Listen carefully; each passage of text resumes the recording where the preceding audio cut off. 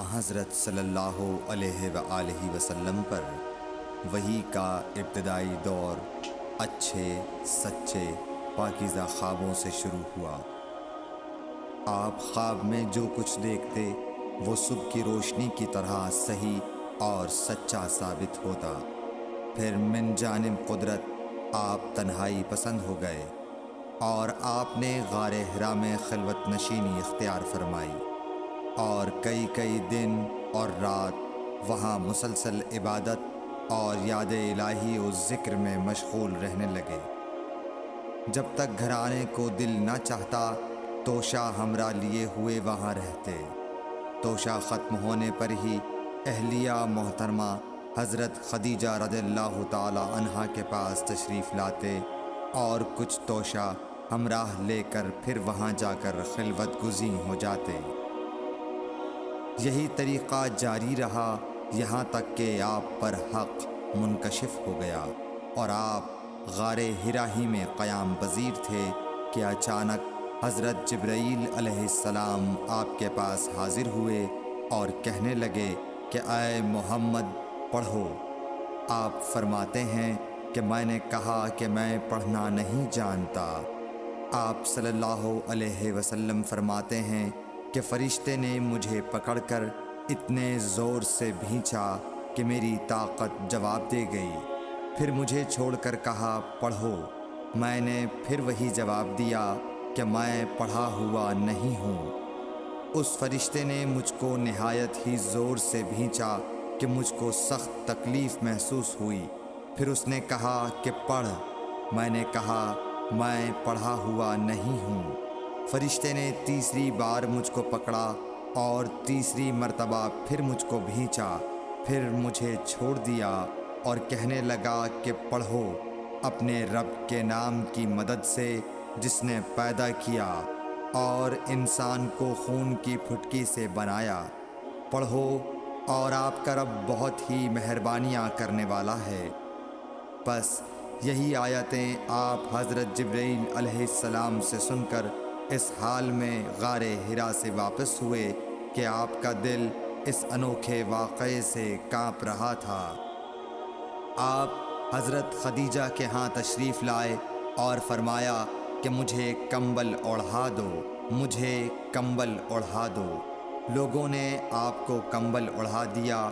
جب آپ کا ڈر جاتا رہا تو آپ نے اپنی زوجہ محترمہ حضرت خدیجہ رضی اللہ تعالی عنہا کو تفصیل کے ساتھ یہ واقعہ سنایا اور فرمانے لگے کہ مجھ کو اب اپنی جان کا خوف ہو گیا ہے۔ آپ کی اہلیہ محترمہ حضرت خدیجہ رضی اللہ تعالی عنہا نے آپ کی ڈھارس بندھائی اور کہا کہ آپ کا خیال صحیح نہیں ہے۔ اللہ کی قسم آپ کو اللہ کبھی رسوا نہیں کرے گا۔ آپ تو اخلاق فاضلہ کے مالک ہیں۔ آپ تو کنبہ پرور ہیں، بے کسوں کا بوجھ اپنے سر پر رکھتے ہیں، مفلسوں کے لیے آپ کماتے ہیں، مہمان نوازی میں آپ بے مثال ہیں اور مشکل وقت میں آپ امر حق کا ساتھ دیتے ہیں۔ ایسے اوصاف حسنہ والا انسان یوں بے وقت ذلت و خواری کی موت نہیں پا سکتا۔ پھر مزید تسلی کے لیے حضرت خدیجہ رضی اللہ تعالی عنہا آپ کو ورقہ بن نوفل کے پاس لے گئیں جو ان کے چچا زاد بھائی تھے اور زمانہ جاہلیت میں نصرانی مذہب اختیار کر چکے تھے اور عبرانی زبان کے کاتب تھے۔ چنانچہ انجیل کو بھی حسب منشائے خداوندی عبرانی زبان میں لکھا کرتے تھے۔ انجیل سریانی زبان میں نازل ہوئی تھی، پھر اس کا ترجمہ عبرانی زبان میں ہوا۔ ورقہ اسی کو لکھتے تھے۔ وہ بہت بوڑھے ہو گئے تھے، یہاں تک کہ ان کی بینائی بھی رخصت ہو چکی تھی۔ حضرت خدیجہ رضی اللہ تعالی عنہا نے ان کے سامنے آپ کے حالات بیان کیے اور کہا کہ اے چچا زاد بھائی، اپنے بھتیجے محمد صلی اللہ علیہ وسلم کی زبانی ذرا ان کی کیفیت سن لیجئے۔ وہ بولے کہ بھتیجے آپ نے جو کچھ دیکھا ہے اس کی تفصیل سناؤ۔ چنانچہ آپ صلی اللہ علیہ وآلہ وسلم نے از اول تا آخر پورا واقعہ سنایا، جسے سن کر ورقہ بے اختیار ہو کر بول اٹھے کہ یہ تو وہی ناموس معزز رازدان فرشتہ ہے جسے اللہ نے حضرت موسیٰ علیہ السلام پر وحی دے کر بھیجا تھا۔ کاش میں آپ کے اس عہد نبوت کے شروع ہونے پر جواں عمر ہوتا، کاش میں اس وقت تک زندہ رہتا جب کہ آپ کی قوم آپ کو اس شہر سے نکال دے گی۔